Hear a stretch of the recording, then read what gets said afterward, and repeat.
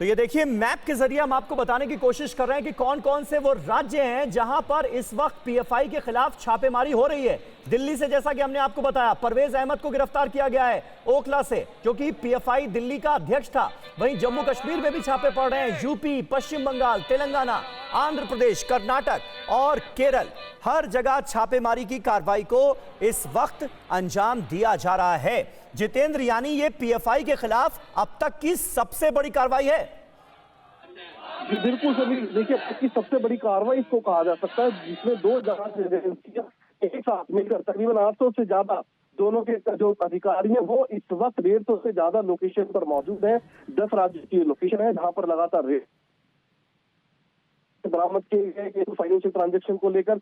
इसके अलावा 100 से ज्यादा लोगों की गिरफ्तारी हो चुकी है, जिसमें कई पीएफआई भी शामिल है। और जो गिरफ्तारियां हुई है सभी, वो ज्यादा लोग हुए हैं जो कि जहां ये रेड डल रही है, जहां इस वक्त जांच एजेंसियां मौजूद है, उसके आसपास धरना प्रदर्शन के खिलाफ तो उनकी भी गिरफ्तारी की गई है।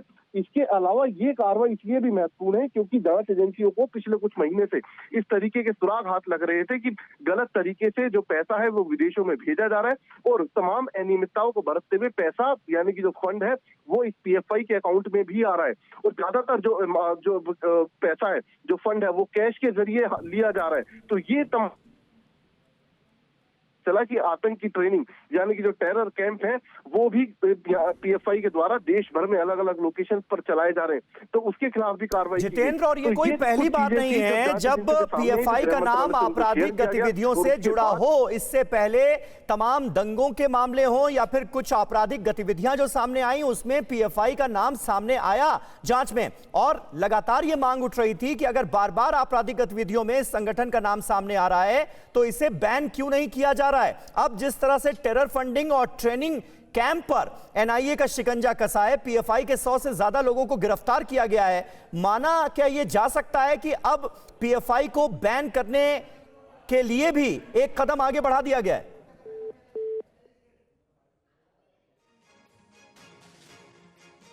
चलिए, जितेंद्र से हमारा लग रहा है संपर्क अंजलि टूट गया है। जितेंद्र से फिर कांटेक्ट करने की कोशिश करेंगे और लेंगे इस सवाल का जवाब।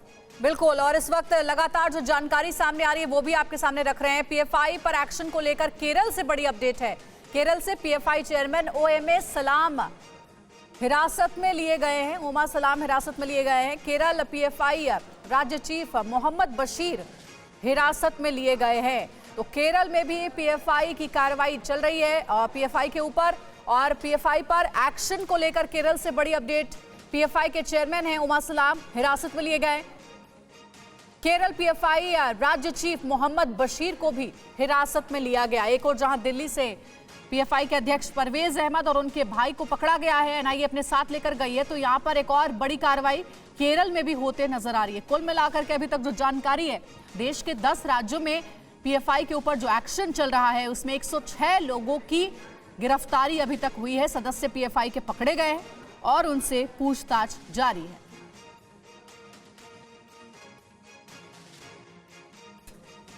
देखिए, केरल से भी पीएफआई के चेयरमैन को गिरफ्तार किया गया है। इसके अलावा दिल्ली से पीएफआई का जो अध्यक्ष है परवेज अहमद, उन्हें गिरफ्तार किया गया है और परवेज अहमद के भाई को भी एनआईए की टीम साथ ले गई है। दिल्ली के ओखला से ये जो परवेज अहमद की गिरफ्तारी हुई है, उसमें अब एक और अपडेट ये सामने आ रहा है कि परवेज अहमद के भाई को भी एनआईए की टीम अपने साथ ले गई है। इसके अलावा जयपुर से जो खबर सामने आ रही है उसमें भी ये बताया जा रहा है कि मोती डूंगरी रोड पर पीएफआई दफ्तर पर सुबह तड़के एनआईए ने रेड मारी और 4 घंटे तक टीम यहां पर मौजूद रही।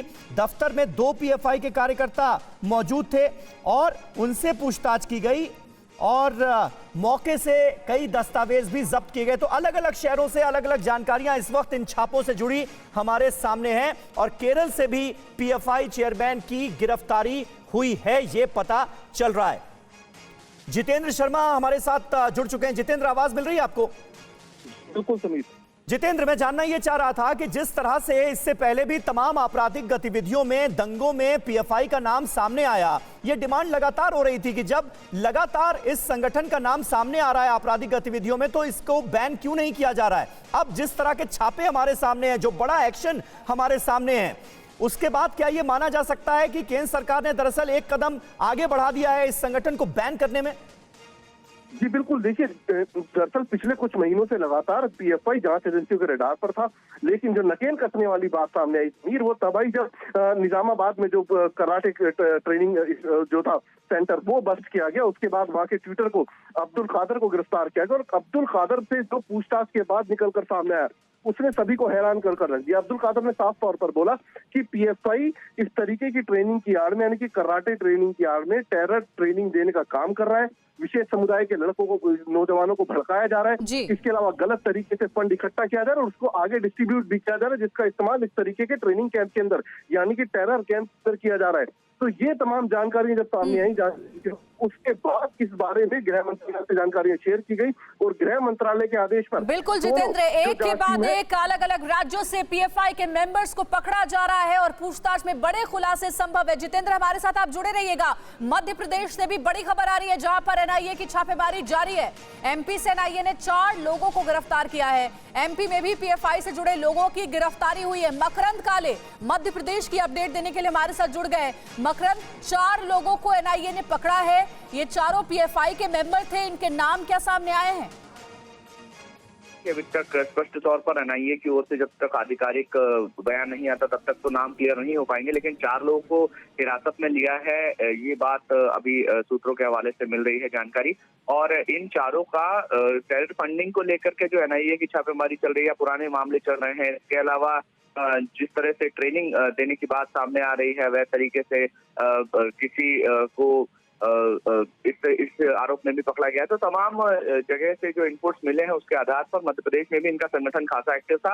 हाल ही में जब रामनवमी के वक्त या इससे पहले जब सांप्रदायिक सौहार्द खराब हुआ था, उसमें पीएफआई की फंडिंग को लेकर के जांच हुई थी और जांच में कुछ लोग ऐसे सामने आए थे जिन्होंने माहौल खराब करने का प्रयास किया था और वो लोग पीएफआई के सदस्य रहे हैं या पीएफआई के लिए फंडिंग करते रहे हैं।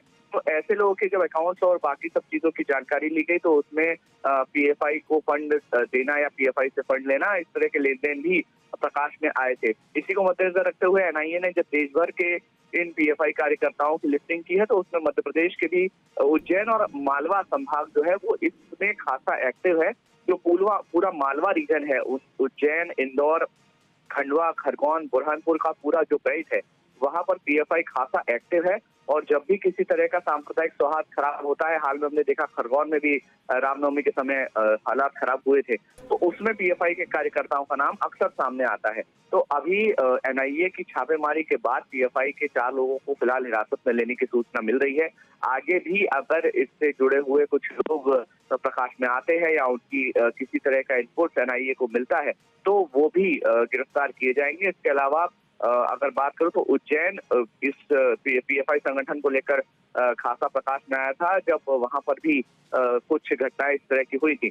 तो अभी फिलहाल एनआईए 4 लोगों को गिरफ्तार करके ले गई है, इस तरह की जानकारी आ रही है और भी इसमें जो अपडेट्स आएंगे वो ऑफिशियली शेयर किए जाएंगे।